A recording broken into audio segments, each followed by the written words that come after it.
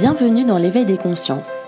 L'objectif principal de ces podcasts est de rencontrer des intervenants dans le bien-être et dans les médecines naturelles holistiques.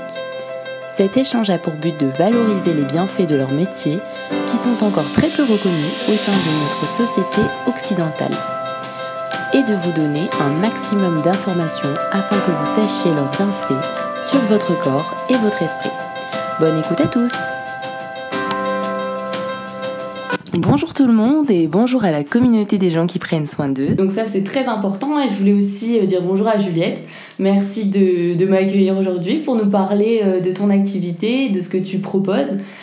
Juste avant de commencer, je voudrais évoquer en quoi ça consiste ces podcasts. Donc ces podcasts c'est surtout pour parler de choses naturelles, de choses authentiques et vraiment pour revenir à des choses essentielles de la vie, pour vous donner des conseils et puis aussi pour les personnes qui veulent être thérapeutes, ça peut être aussi des très bonnes idées. Donc dans un premier temps, je voulais savoir Juliette si tu pouvais te présenter ton activité, ta passion. Ça marche, je t'écoute. Bonjour à tous. Donc je m'appelle Juliette Vincent, je suis naturopathe et herbaliste. Alors le but de ce petit podcast c'est de parler notamment de l'herboristerie, de tout ce qui va avec, le métier. Donc moi pour mon parcours, on commence par ça, l'attrait des plantes médicinales c'est quelque chose qui a été présent très très jeune.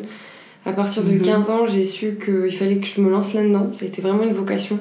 D'accord. Et quand j'ai regardé j'ai cherché les certificats, les écoles qui existaient en France, j'ai trouvé peu de choses. Et c'est pour ça que moi, ma formation, j'ai décidé de la faire à l'étranger. D'accord. Donc, dans quel pays tu l'as fait ta formation ? Alors je l'ai fait en Angleterre, j'ai fait à Londres. J'ai passé l'équivalent du bac plus 3 au final. Donc j'ai eu les bases en anatomie, physiologie, tout ce qui touche à l'herboristerie, le côté très pratique, le côté très théorique, avec le côté scientifique derrière, beaucoup d'études scientifiques. Ah ouais, donc quand même des études scientifiques, chose que je ne savais pas du tout. Ouais, il y en a de plus en plus. Sur cette filière, ok. Il y en a de plus en plus, donc c'est...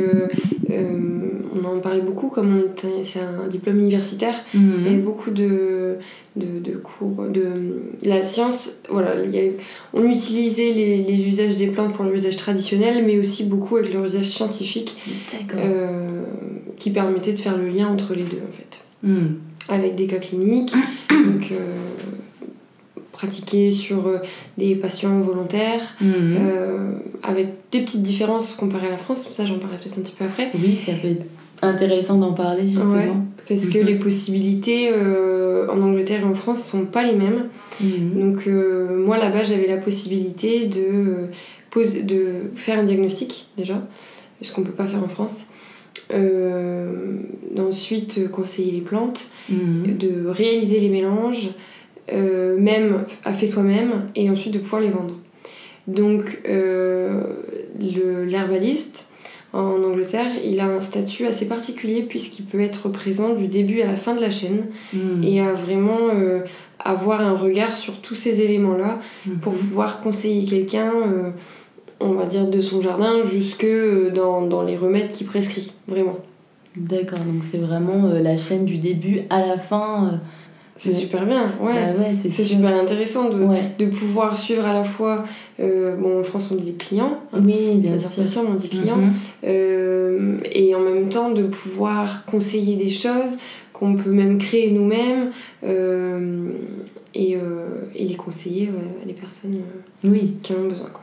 C'est sûr. C'est et puis donner vraiment les informations, puisque tu l'as créé, tu sais exactement quel ingrédient, quelle plante, et je pense que c'est quand même plus authentique aussi dans la manière d'expliquer. Il y a vraiment une transparence en termes de produits. Ouais, c'est ça. Donc il y a quand même des régulations qui sont faites. En termes de la qualité des produits, elle doit être validée, elle doit être contrôlée. D'accord. Mais par contre, on peut vraiment créer les produits. Et dans la subtilité des plantes, c'est là que ça devient intéressant parce que un herbaliste, quand il va faire le choix de ses plantes, la cueillette, la saison, la récolte, le tri, le séchage, tout ça c'est des paramètres évidemment primordiaux pour conserver la qualité de la plante, mais à la fois la qualité dans ses constituants, mais aussi un côté un petit peu plus subtil de la plante, puisqu'on peut aussi travailler cette façon-là au côté énergétique. Et ça, quand on travaille avec des plantes d'herboristerie, c'est plus difficile parce qu'on n'a pas de regard sur l'origine de la plante qui parfois vient de loin, alors que là, quand on travaille avec des matériaux qui sont proches de chez nous, on sait exactement où les trouver, quelle charte de qualité respecter, parce qu'il y a une éthique aussi derrière, et comment après... voilà, il y a toutes ces étapes-là. Donc ça, c'est intéressant. Donc c'est assez vaste. Au final, c'est vrai que... Alors je savais qu'il fallait aussi connaître un petit peu les différentes plantes, etc. Mais je ne savais pas qu'il y avait tout un travail en amont par rapport au cheminement. L'idéal, je pense que... Moi, dans la façon dont j'ai appris, en tout cas, d'être présent en tant qu'herbaliste, d'être présent dans tous ces maillons de la chaîne là, ça garantissait en tout cas des résultats vraiment optimal, si on peut dire top, ça. D'accord. Ouais. Et alors, est-ce que tu aurais un exemple de plante qui peut avoir une fonction, elles ont toutes une fonction thérapeutique, mais un exemple de plante pour des symptômes communs, des choses auxquelles tu fais face au quotidien, auxquelles on te demande. Est-ce que tu as un exemple en particulier? Alors, on va prendre une plante assez connue, la mélisse. Alors la mélisse, elle est excellente pour tout ce qui est problème digestif, notamment au niveau de l'estomac. Ça régule les sécrétions gastriques. Ça a un effet aussi sur le côté apaisant. C'est une plante qui détend, qui est en plus super bonne à boire puisque c'est un petit goût citronné. Ça, c'est intéressant. Très bonne pour les enfants aussi, en effet. Puisqu'elle est légèrement sédative, donc sans effet de somnolence, mais c'est vrai que ça a tendance à calmer les enfants, et c'est une tisane aussi qu'ils peuvent boire facilement vu qu'elle est bonne. Ça apaise. Ouais, ça apaise et ça permet de faciliter le coucher par exemple. D'accord. Quand ils ont du mal à se coucher, ils sont un petit peu énervés, ça peut être... Ça peut être pas mal, je pense que... Au niveau de la concentration, est-ce que tu aurais des conseils Alors, pour un adulte, pour qu'une tisane elle soit thérapeutique, par exemple, il faut au moins 3 tasses par jour. Que ce soit d'une plante simple ou d'un mélange, si on reste à une tasse par jour, ça reste une tisane plaisir. Voilà. Si on veut vraiment des effets thérapeutiques, alors pour tout ce qui est feuilles, fleurs, parties aériennes qui sont fragiles, on va préférer une infusion. Donc dans ce cas-là, on va mettre les plantes sèches dans soit notre tisane, soit une thermos si on veut garder ça la journée. On met de l'eau bouillante au-dessus. On couvre, on laisse poser pendant environ 15 minutes et ensuite on peut filtrer. On n'est pas nécessairement obligé de filtrer d'ailleurs. Et alors quelle est la différence c'est en termes de goût au niveau du filtrage? Non, c'est en termes de concentration. En termes de concentration. C'est important de le laisser infuser la plante longtemps, puisqu'ensuite on va concentrer le mélange et c'est là qu'on va avoir toutes les propriétés thérapeutiques. Ok. On va préférer une décoction pour les parties dures, donc tout ce qui va être écorce, racines, graines par exemple. Là, avec les parties dures, on a besoin de faire bouillir. Donc là, on met directement les plantes dans de l'eau froide, on fait bouillir et on laisse bouillir entre 5 et 20 minutes selon la plante et selon la concentration qu'on recherche. Et ensuite, c'est pareil, on peut filtrer et boire comme ça tout au long de la journée. Ok. Et alors, est-ce que j'avais vu aussi que l'ortie, c'était bon pour les petites déprimes passagères tu sais, notamment, c'est toi qui vas me confirmer, mais j'avais lu comme quoi c'était intéressant, notamment en hiver.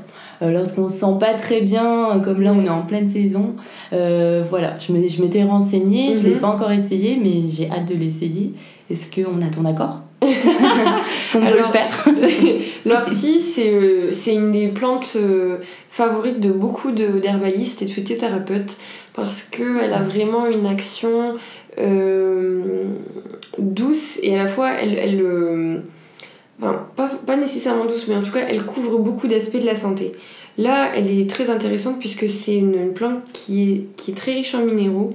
Et donc, on connaît notre alimentation aujourd'hui, le monde dans lequel on vit, on manque un petit peu, c'est des choses qu'on recherche. C'est sûr. Voilà, et c'est aussi les raisons pour lesquelles on se complémente en spiruline, par exemple, ou d'autres compléments alimentaires. Oui. Et ben, l'ortie, elle va avoir une richesse en minéraux et en oligo-éléments très très élevée. D'accord. Et c'est l'une des plantes avec le panel de nutriments le plus large. Waouh! Donc bingo, j'ai touché dans le mille là. Pour le coup, c'est la seule plante vraiment que je connaissais. Et c'est pour ça qu'on dit que c'est un tonique. C'est parce que ça vient apporter ces minéraux-là à l'organisme pour qu'il fonctionne de manière optimale. Ok. Voilà. Et dans l'hiver, du coup, on en manque aussi parfois. Bon, après, elle a aussi des propriétés diurétiques, antihistaminiques, donc pour les allergies, c'est bien aussi. Reminéralisantes, de fait de ses propriétés avec beaucoup de minéraux. Pour les gens qui ont l'arthrose ou l'ostéoporose, c'est intéressant.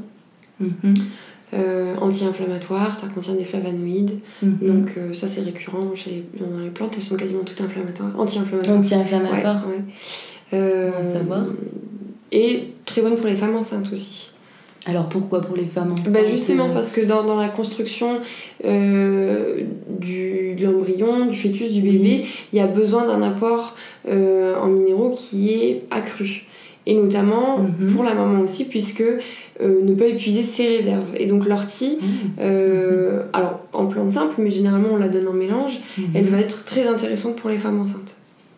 Oh super, je connais pas mal de femmes enceintes qui vont être contentes d'écouter ce podcast, donc je leur dirai, puis je te dirai comment c'est ça. Ouais, bien sûr. Et t'as beaucoup justement de femmes enceintes, ou est-ce que c'est plutôt ciblé, ou des personnes âgées qui viennent te voir en général, pourquoi les gens décident de s'intéresser alors, les gens viennent pas forcément par moi par l'herboristerie. Oui. Quand ils ont un motif médical ou de santé derrière, ils passent plus par la naturopathie, et c'est moi ensuite qui conseille certaines plantes en fonction du motif de consultation.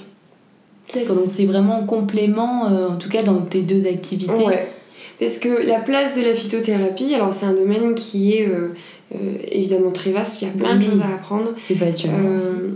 Mais on peut pas travailler que avec la phytothérapie.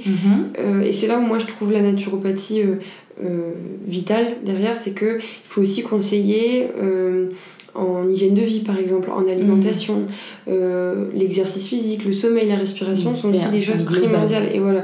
Et donc c'est vraiment une médecine qui est holistique.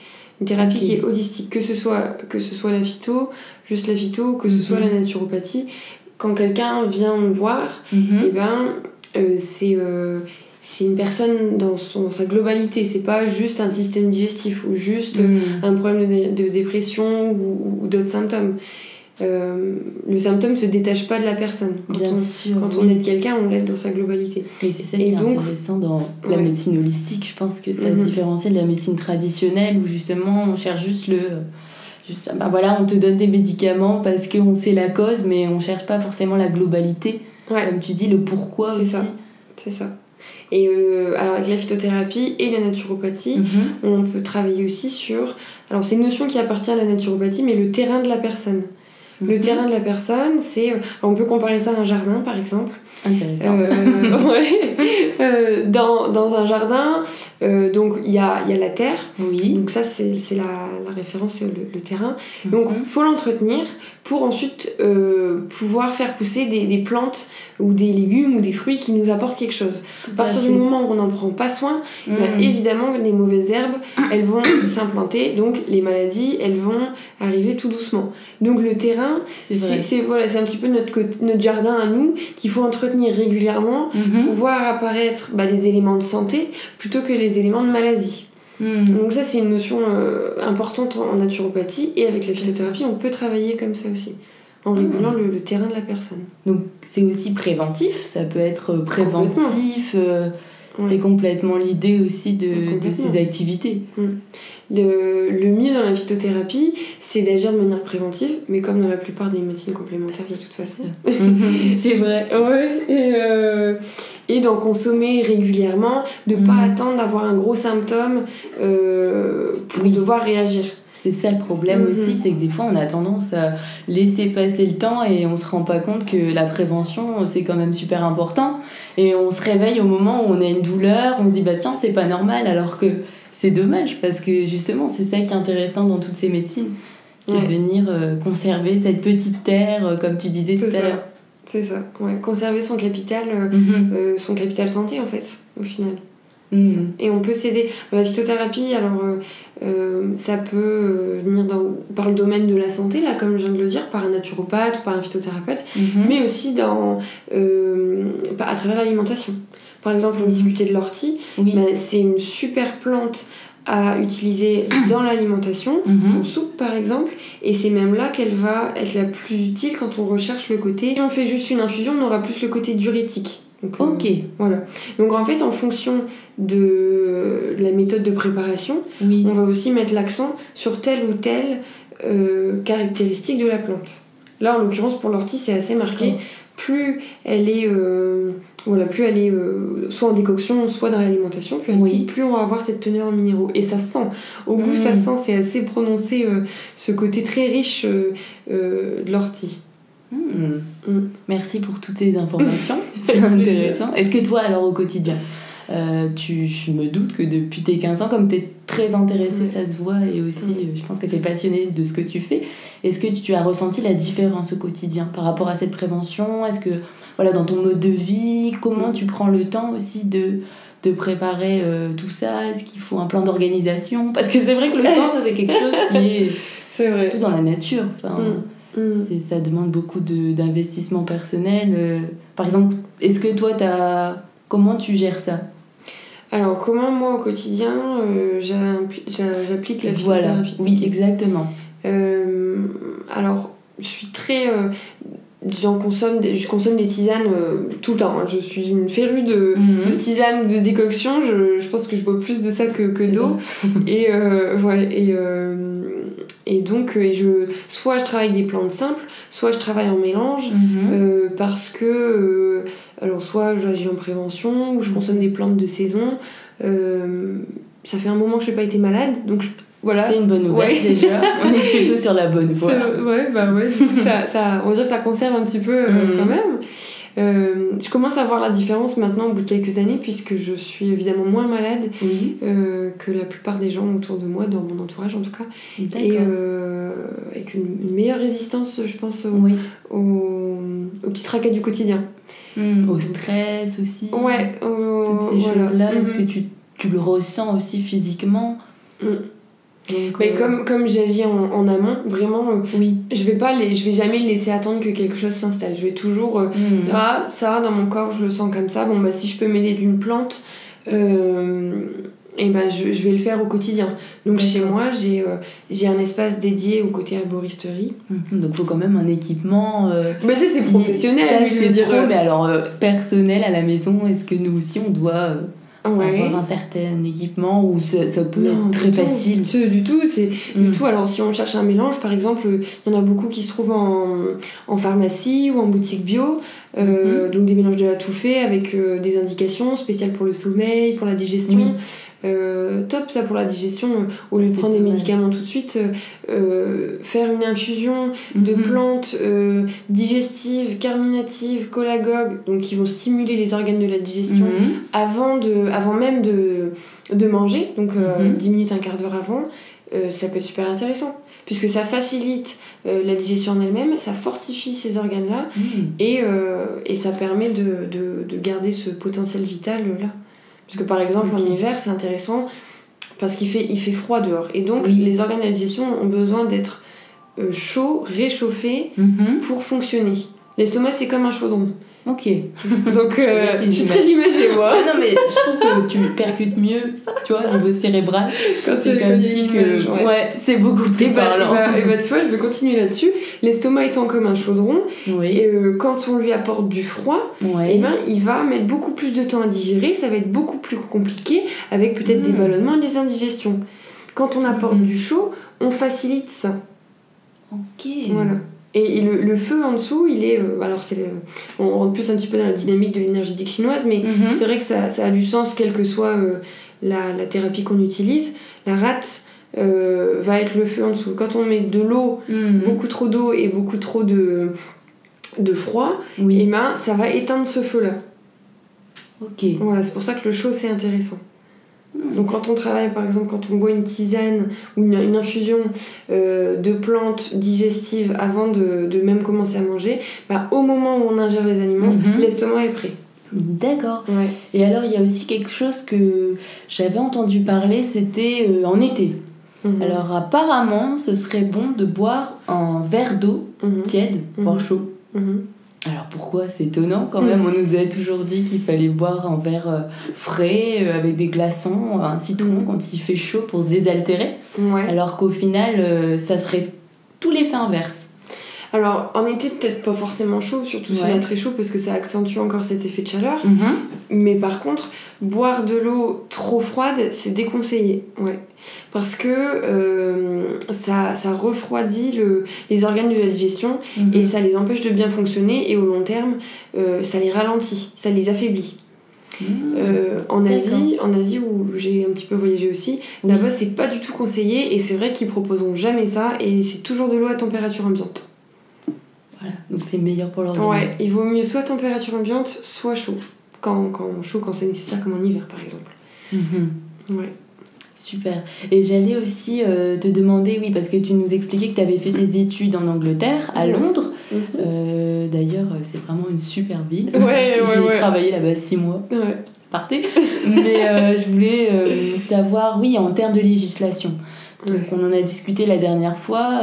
Je sais qu'en France, ce n'est plus légalement autorisé. On n'a pas le statut. Donc est-ce que tu voudrais dire quelque chose par rapport à ce statut ? Ça, c'est l'une des raisons pour lesquelles moi je suis rentrée d'Angleterre et j'ai rencontré des obstacles ici en France, puisque le diplôme d'herboriste a été supprimé en 1941 sous le régime de Vichy et n'a pas été rétabli depuis. Donc les herboristes à l'époque qui travaillaient ont pu continuer parce qu'elles avaient ce certificat, mais il ne pouvait plus y avoir aucun certificat de délivré après cette date. Donc, au fur et à mesure des années, les herboristeries ont commencé à disparaître. Il en reste très peu en France maintenant. Parce qu'on n'en voit pas énormément. Il en reste très peu en France maintenant. Il en reste combien, tu sais, approximativement ou... Il y en a une petite dizaine en France qui sont connues. Après, il y en a à Lyon et à Paris surtout. Oui, parce qu'à Lille, j'en cherchais une, justement. Alors, plutôt vers l'homme, à vrai dire. Mais j'ai pas trouvé. Alors, si on veut des plantes de qualité, il y a un endroit pas trop loin ici, c'est l'herboristerie Cousin à Waterloo. D'accord. Si tout le monde veut y aller, n'hésitez pas, vous avez une bonne adresse. Et les dames là-bas, elles ont beaucoup de connaissances et elles sauront vous conseiller super bien. Donc, génial, on ira faire un petit tour. Donc, au niveau du statut, en France, alors on peut, en tant que... Il n'y a pas de diplôme qui reconnaît la formation, donc il y a des certificats qui existent. L'école des plantes de Lyon, l'école de Bailleul, Goncourt. Il y a même le chemin de la nature, qui est une formation en ligne qui donne un certain savoir sur les plantes médicinales, mais il n'y a rien d'officiel. Donc on est un petit peu obligé de se débrouiller avec ce qu'on a, entre les connaissances des anciens qui nous passent encore aujourd'hui, mais ça c'est pareil, c'est en train de disparaître, et le peu de connaissances qui nous restent aujourd'hui, on doit travailler avec ça. C'est un peu délicat parce que aujourd'hui, quand on veut conseiller une plante et la vendre après, on se retrouve vite dans l'exercice illégal de la pharmacie et de la médecine. Donc tu peux pas vraiment effectuer ton activité. C'est peut-être pour ça aussi que tu as fait la naturopathie à côté, en complémentarité des deux, pour pouvoir aussi exercer et puis donner des conseils. Moi, mon idée à la base, c'était, quand je suis rentrée en France, de trouver un moyen de valider ces connaissances-là et de pouvoir les exploiter, en fait. La naturopathie, ça a été... ça s'est trouvé sur mon chemin et ça a été une super bonne chose, puisqu'au final ça me donne aujourd'hui le moyen de faire ça, avec beaucoup plus d'outils à côté, et c'est très très complet. Donc je suis vraiment super contente d'être passée par cette voie-là, parce que maintenant j'ai la phyto et tous les autres outils de la naturo à côté qui sont essentiels, je pense. Ce qui te donne aussi des éléments clés parce que ouais. T'as on va dire une plus-value en termes de connaissances par rapport à ça, puisque tu les mélanges ensemble. Donc, ouais. Donc toi, ton message aujourd'hui, ce serait de revoir un petit peu ça en France. Au niveau légal, t'aimerais bien ce serait génial. Oui, ce serait super. Alors il y a un document, il y a un document de loi qui est passé au Sénat il n'y a pas longtemps, avec certaines propositions. J'en ai entendu parler. Ouais. Avec certaines propositions sur au niveau de l'herboristerie, des choses qu'on à vendre dans le commerce vis-à-vis des agriculteurs. Donc ils ont ouvert certaines portes là-dessus. Sur quasiment tout ce projet de loi. Par contre, le statut de l'herboriste en lui-même, ça reste compliqué parce que il n'y a pas parce que voilà, il n'y a pas encore d'école qui valide de diplôme, donc ça va demander encore à mon avis un peu de temps avant que les herboristes puissent intervenir de manière légale en France. Ouais. Et bon, après c'est plus au niveau des lois, mais qu'est-ce qui peut bloquer justement Je pense que ce qui peut bloquer c'est il y a certains professionnels de santé qui ont peur qu'il y ait certaines dérives, le danger de certaines plantes quand elles sont mal utilisées. Les pharmaciens sont assez concernés par ça, par exemple. Donc voilà, je pense que c'est un frein, c'est la peur de mal exercer après. Après, je pense que si on crée vraiment un diplôme qui serait validé par l'ordre des médecins, l'ordre des pharmaciens, ça allégerait déjà le travail des pharmaciens. Ils ont tellement de travail aujourd'hui qu'ils ont plus forcément le temps d'avoir des connaissances pointues en matière de phytothérapie. Même les champignons, c'est pareil. Avant, on demandait souvent à son pharmacien. Maintenant, un peu moins quand même. Un peu moins, oui, je pense que... Donc, et de toute façon, les gens qui pratiquent l'herboristerie ou la phytothérapie ne cherchent pas à prendre la place des médecins ou des pharmaciens. C'est tout à fait complémentaire, bien sûr. Et c'est voilà, c'est ce qu'on recherche nous, c'est une valorisation juridique du statut avec une possibilité légale d'exercer, non pas de se retrouver dans ce vide juridique. Oui, c'est sûr. Et en accord avec un diplôme et des connaissances, c'est quand même dommage de pas les mettre à profit. Et en accord avec les autres professionnels de santé. Voilà. D'accord. Et alors, petite question par rapport à ta formation. Donc, tu as fait ta formation aussi en naturopathie. Est-ce que tu étais satisfaite de ta formation ? Est-ce que tu pourrais la recommander pour des personnes qui s'intéressent à la naturo ? Bon, l'herboristerie, il va falloir bouger jusqu'en Angleterre et attendre, sinon en France. Ah, ou la Belgique, il y a peut-être un peu plus de choses. Peut-être. La naturo, moi j'ai fait l'école Euronature à Lille. J'ai une copine aussi qui l'a faite. Bah, c'est super. C'est une bonne école. À la fois en termes de contenu, j'ai revu beaucoup de choses que j'avais déjà vues en anatomie, physiologie, pointues. Vraiment bien. Donc évidemment, super important à connaître ça avant de prendre en charge quelqu'un. Et puis après, plein d'outils différents, que ce soit en massage, en réflexologie plantaire, en fleurs de Bach, en iridologie, en phytothérapie, en aroma. Donc c'est bien complet, même les fleurs de Bach. Donc on travaille tout, comme tu disais, l'holistique, l'émotionnel, le corps physique, la psychothérapie aussi, le mental aussi. C'est... Donc moi j'ai trouvé ça très complet, des professeurs super qualifiés. Franchement, très très bien. Rien à dire. Non, mais conquise, quoi. Moi, ça m'a apporté énormément, autant au niveau professionnel qu'au niveau personnel. Ça a été un cheminement fois 1000 vitesse de l'éclair cette année de formation. Donc non, c'est top. Après, pour ceux qui sont intéressés, ils font beaucoup de journées ils font quelques portes ouvertes l'année. Donc, faut se renseigner là-bas et... discuter. Alors, où est-ce qu'on peut te trouver, Juliette ? Est-ce qu'on peut faire une consultation en cas de demande ?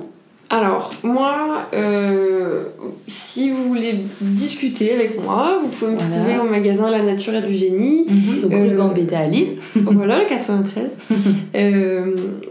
Donc, je travaille là dans le magasin les vendredis et un samedi sur 2. D'accord, donc tu t'organises selon voilà. ton planning. Et après, est-ce que tu fais aussi tes consultations à l'extérieur? Oui. Ouais. Alors les consultations, elles sont donc dans la salle de soins qui est située au fond du magasin. Je reçois tout au long de la semaine. Et à côté de ça, je fais des ateliers, des conférences et des stages aussi sur la Côte d'Opale pour tout ce qui est balade, découverte de la phytothérapie, atelier, création d'une tisane ou plante médicinale par exemple. Ça m'intéresse. Ça peut être pas mal. Et ça, c'est ponctuel. C'est des événements que tu partages sur une page Page Facebook. Page Facebook, ok. Ouais, voilà. Page Facebook, mon site internet. Et donc toutes les informations sont là, c'est comme ça que je partage les événements. Et alors évidemment c'est printemps printemps voilà, ça dépend aussi des saisons. C'est pas trop possible quoi. S'il fait froid, il y a de la neige. On fait d'autres ateliers, mais c'est vrai que pour le côté balade, découverte en nature, apprentissage des plantes en fonction de la saison, là c'est plus ça démarre en avril par exemple. Voilà. D'accord. Et tu travailles avec plusieurs personnes qui sont dans le même domaine? Alors, vous êtes pour l'instant, je travaille seule parce qu'il n'y a pas beaucoup de monde que ce soit dans le Nord ou dans le Pas-de-Calais qui soit dans le même état d'esprit que moi. J'ai pas encore trouvé, mais je recherche.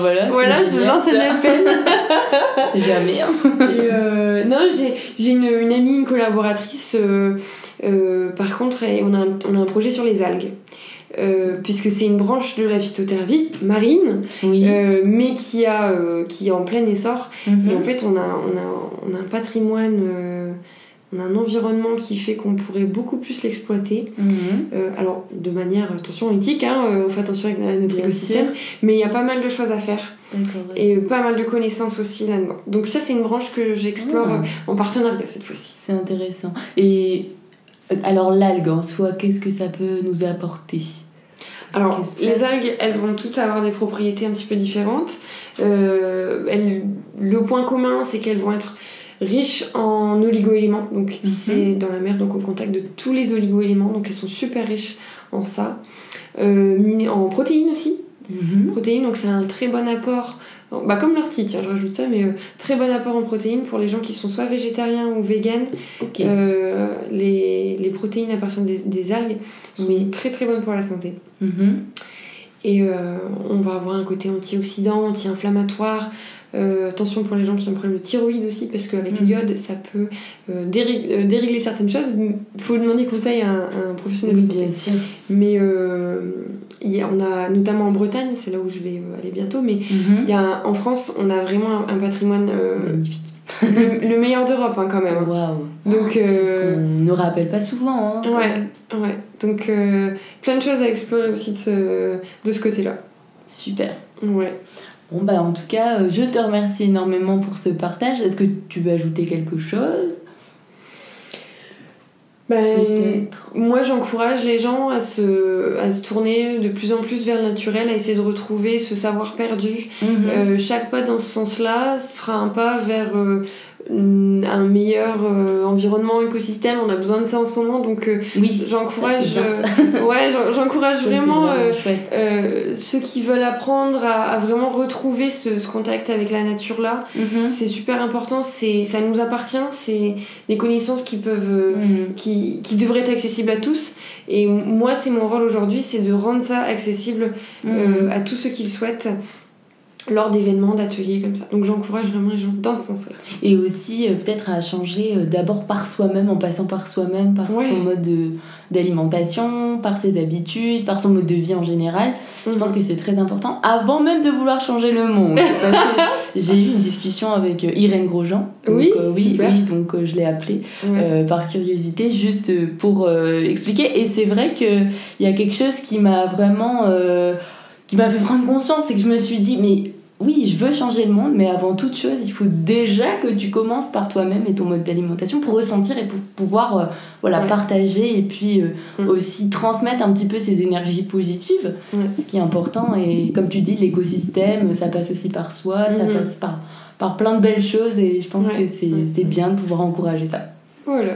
Merci beaucoup Juliette, et puis n'hésitez pas, je mettrai ton site en lien. Merci à tous de nous avoir écoutés et puis je vous dis à bientôt pour de nouvelles aventures. Merci. Au revoir.